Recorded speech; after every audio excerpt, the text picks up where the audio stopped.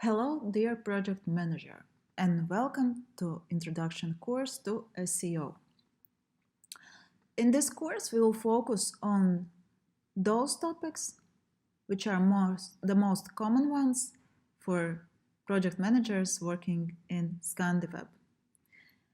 So mainly we will focus on technical things which are related to migration of the websites from one platform and another one to another one, and how they interact with search engine optimization aspects.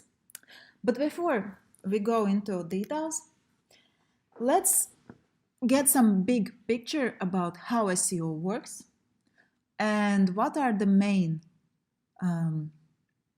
focus areas for SEO specialists when working on website optimization. And for that, we have placed here a pyramid consisting of 3 parts. And in the very basis of this pyramid, we can see technical SEO. Technical SEO is a set of rules, best practices, and just assumptions made by SEO community, which are supposed to improve crawlability of the websites and indexability. Basically ensure that websites are fully accessible for search engines and that they can easily identify the most important content on the website and skip the one which shouldn't appear in Google or any other search results. When we are speaking of technical SEO, it consists of a lot of details. And when we are running an audit, we are covering around 100 elements or sometimes even more. However, they are split in some bigger topics, which we are also which we'll be also covering in scope of this course in quite details. The second part of the pyramid is more creative. It's about content optimization, because what is still a big thing? Yeah, that's the content. And it's, in case of Google, it's actually written content. And probably you have heard this saying that content is the king. It's still valid. So what is our role as SEO specialists in this case? It's to understand what keywords people are using to search for specific products or specific services. For that, we run keywords research, so that when we identify keywords with the highest monthly search volume and lower competition, we can actually create the content, unique content, that's very important, which contains the specific keywords we want to rank for. And we need to incorporate them organically so that it makes sense for both search engines and users, because still we don't want to put crawlers as the main priority. So users still is the most important one.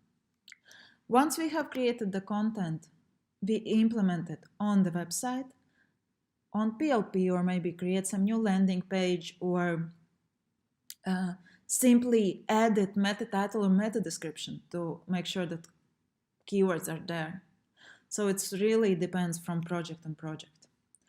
And when we have made the updates, if everything goes well, in a while, maybe in a month, maybe less, maybe more, we can see how our website starts to rank for new keywords which were included on the page, and also improve rankings for the ones which already were present. Just now, with the higher density of keywords, Google understands that this is really the page about this topic. It's quite extensive, so it brings it higher in the rankings. And last but not least is link building. Link building is important to show Google that your page is important, authoritative, and trustful. And how it's connected.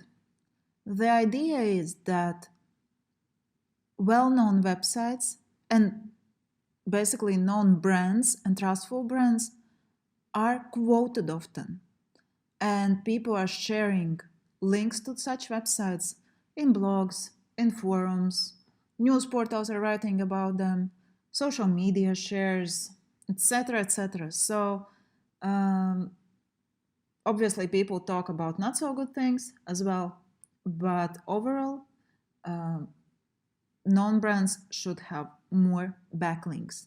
It means that in general, the more backlinks you are having from good resources, you are more trustful, so Google will place you higher in search results.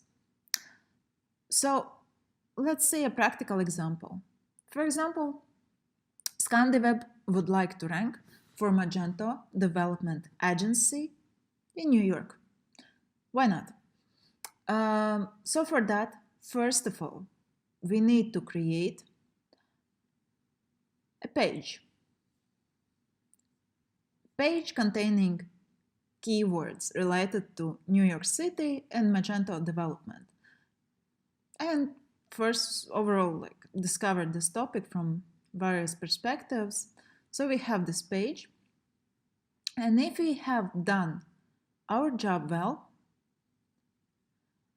there is a big probability that if we scroll in search results for Magento Development Agency New York, we will actually see our page. So this is our page. So, oh wow, we had done a good job, and it's with the United States VPN, we are ranking pretty high. So what is the next step? Next step would be to get even higher, and how we can achieve that. In top of us is clutch.co and mage.com. It's another agency which also have created a really nice optimized page about them being working in New York and being Magento developers.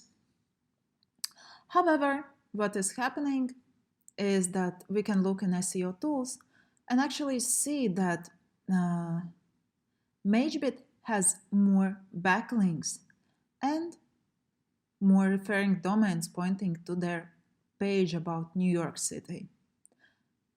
And in our case, we are having a little bit less backlinks and less referring domains. So in order, there is hypothesis that if we have more backlinks, we will rank higher. That's why there are identified possible resources where we can place links, because in general, ScandiWeb has quite a lot of backlinks already, but for a specific internal page, it might need some help to gather these 10 backlinks. And for example, there is a working spreadsheet. There are listed pages which is planned to get some additional backlinks to. And here's our page, and we can see that there are some backlinks already posted. So we open the page, which was linked here, and we see that in Manhattan Chamber of Commerce, there is link to ScandiWeb Magento Developers NYC. Over the time, if everything goes well, we should get a bit higher in the results. So that's, in very simple explanation, how backlinks building is working. And now a bit more about how Google decides which pages should appear in the very top. So what's behind those very first results in Google? So obviously, as any business, Google also cares about its customers, and if we look at the user journey of the people who visit Google, usually they have very specific requirements or some idea in mind what they would like to find. For example, they might be looking for ticket to Mexico or how to publish a book, or maybe they want to even buy a car online. Users, when they type in any query in Google, they actually expect that they will receive unique content, that it's not some copy of the copy which was published like 10 years ago or something like that. So something unique and answering their question. They want to receive results now, especially on mobile. So they want to see now and maybe something near them. So it should be very fast. Uh, Users also expect that results are trustful, so that Google won't show them some scammy websites in the very top. And yeah, results also should be personalized, so that when user types in Google cats, thinking about musical, it actually expects cats results about cats musical to appear in Google. So knowing all this, what Google is working on, it's working very hard to make it algorithm uh, meeting user needs basically. So Google really tries on making sure that in the very top positions in Google appear rich and regional content, that websites which are ranking higher, they work fast, they are not buggy, and they are mobile friendly as well. Also that websites have a lot of backlinks, reviews, social proof, so high authority. And yeah, Google also is not same for everyone, so results might be different, and some things may appear specifically for you. However, the question we are caring the most about when we are speaking about website development projects is how can we help our clients' websites to be considered by Google as the best of the best to meet user expectations, and therefore to be selected to appear in the very top results in Google. To do that, we can apply different tactics and techniques. And first of all, what we need to do is to ensure that Google doesn't waste its resources and don't need to crawl and index low quality, sensitive content, or some duplicates. To deal with duplicated content, we need help of canonical tags. To limit crawling, Google from crawling certain parts of the website, we can use robots.txt file. And if you don't want some certain pages to appear in Google Index, we can apply no index meta robots or X robots. And after we have done it, next thing what we want to do is to guide Google to the most unique and valuable content we have on the page. So again, drive resources of Google to the specific direction.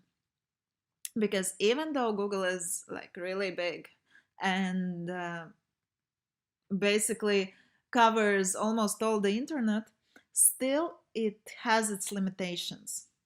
And as our e-commerce websites have quite a lot of URLs usually, and if we count all possible filters and their combinations, there might be millions of URLs. So we want Google to easily find the most unique content out of those millions, which probably could be like few thousand of pages. And for that, we can use XML sitemap to guide Google to the most important content. And if we are speaking of international websites, then hreflang is a tag which will help us to guide Google among different languages and different target countries. And last but not least, we also want Google to easily understand what is our page about. Does it sell something? Is it a PDP? Uh, or, for example, it's a FAQ. Where can I find some answers to the questions? Or maybe it's a homepage. To that, we can mark different types of content using structured data markup. So these are elements which we are practically implementing in our projects and which we'll cover today in all the videos you have in this Edu series. And on top of that, we will also look in pre-rendering, setup of pre-render IO or any other solution to make sure that Google can easily access the page. We will cover 301 mapping, which is an important topic when it comes to migrations, and how to set up Google Search Console, which is a tool which can provide us valuable insights about overall performance of the page. So all these topics we will cover in details in the upcoming videos.